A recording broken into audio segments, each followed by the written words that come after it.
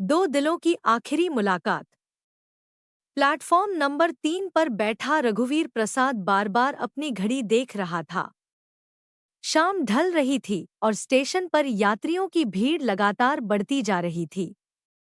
कोई किसी को विदा कर रहा था, कोई किसी के स्वागत में फूल लिए खड़ा था, लेकिन रघुवीर की दुनिया इन सब से अलग थी। उनकी जेब में रखा एक पुराना, पीला पड़ चुका लिफाफा बार बार उनका ध्यान अपनी ओर खींच रहा था। यह कोई साधारण पत्र नहीं था, बल्कि उनकी अधूरी कहानी की आखिरी निशानी था। आज 40 वर्षों बाद वह उसी कहानी के अंतिम अध्याय से मिलने जा रहे थे। रघुवीर को याद आया कि जब वह कॉलेज में पढ़ते थे, तब उनकी मुलाकात सुमन से हुई थी।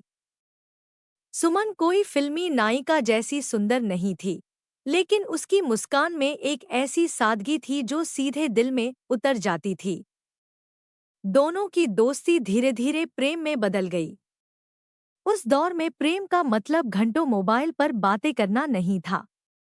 एक दूसरे को देखने के लिए भी दिन भर इंतजार करना पड़ता था और एक छोटी सी चिट्ठी लिखने में कई रातों की हिम्मत जुटानी पड़ती थी। कॉलेज के पीछे खड़े पुराने पीपल के पेड़ के नीचे बैठकर दोनों अपने भविष्य के सपने बुनते थे। एक छोटा सा घर, आंगन में तुलसी का पौधा और साथ साथ बूढ़े होने का सपना। लेकिन जिंदगी सपनों के हिसाब से नहीं चलती। सुमन के पिता ने उसकी शादी एक बड़े व्यापारी से तय कर दी। रघुवीर उस समय एक साधारण परिवार का संघर्षरत युवक था।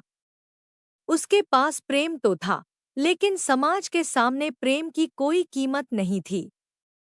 जिस दिन सुमन की शादी तय हुई, वह रोती हुई रघुवीर से मिलने आई थी। उसके हाथ में एक पत्र था।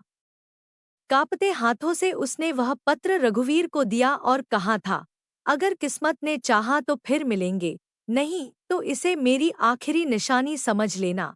उस दिन दोनों ने बहुत रोया था, लेकिन आंसू तकदीर नहीं बदल सके। सुमन चली गई और रघुवीर के जीवन का सबसे खूबसूरत अध्याय अधूरा रह गया। समय बीतता गया।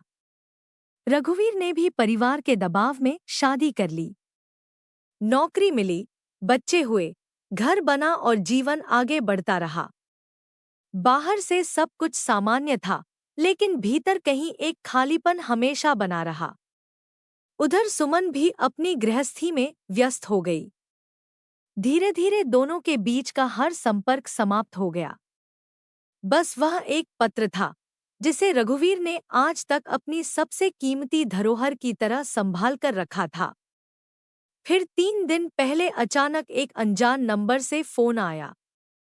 दूसरी तरफ एक लड़की थी, जिसने अपना परिचय सुमन की बेटी के रूप में दिया। उसकी आवाज भर्रा रही थी।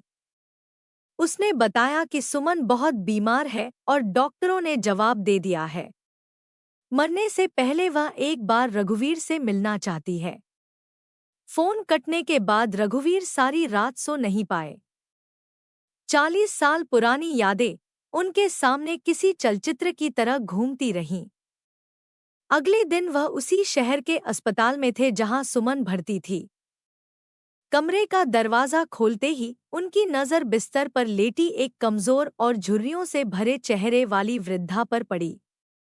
समय ने दोनों के चेहरे बदल दिए थे, लेकिन पहचान नहीं मिटा पाया था।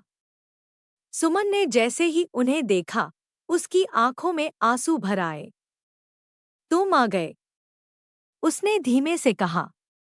रघुवीर उसके पास रखी कुर्सी पर बैठ गए। दोनों के पास कहने के लिए बहुत कुछ था, लेकिन शब्द जैसे कहीं खो गए थे। कुछ देर की चुप्पी के बाद सुमन ने धीमे स्वर में कहा, जानते हो, मैंने तुम्हें कभी नहीं भुलाया। रघुवीर की आंखें नम हो गईं। उन्होंने भी स्वीकार किया कि वह भी कभी उसे भूल नहीं पाए। सुमन मुस्कुराई और बोली, कई बार सोचती थी, अगर उस समय थोड़ा साहस किया होता तो शायद हमारी कहानी कुछ और होती। रघुवीर ने सिर हिलाया। नहीं, शायद कहानी वही होती जो किस्मत ने लिखी थी। खिड़की से आती ढलते सूरज की किरणें कमरे में फैल रही थी। ऐसा लग रहा था जैसे समय स्वयं उनके बीच बैठा उनकी बातें सुन रहा हो। सुमन ने कांपता हुआ हाथ आगे बढ़ाया। रघुवीर ने उसे थाम लिया। यह वही हाथ था जिसे पकड़कर कभी उन्होंने पूरी जिंदगी साथ चलने का सपना देखा था। दोनों की आंखों से आंसू बह रहे थे, लेकिन अब उनमें शिकायत नहीं थी, केवल एक गहरी शांति थी। कुछ क्षण बाद सुमन ने कहा, अगर अगला जन्म हुआ और हम फिर मिले तो इस बार देर मत करना। रघुवीर की आवाज भर्रा गई। उन्होंने उसका हाथ कसकर पकड़ते हुए कहा, इस बार तुम्हें कभी जाने नहीं दूंगा।